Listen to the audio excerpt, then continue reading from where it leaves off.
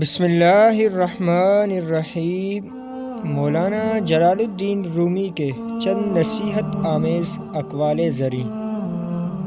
آپ نے فرمایا، شہوت کا سانپ ابتدا ہی میں مار ڈالو، ورنہ یہ کبھی اژدہا بن جائے گا۔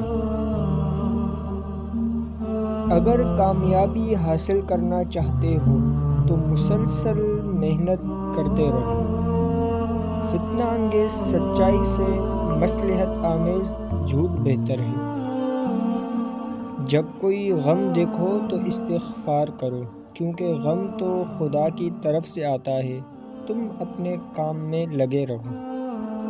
زندگی کو ہمیشہ امانت سمجھو، کیونکہ یہ عنقریب چلی جائے گی۔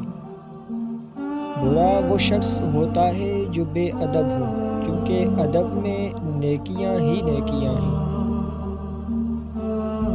برا شخص نیک لوگوں سے کینہ و حسد رکھتا ہے، اس سے بچو۔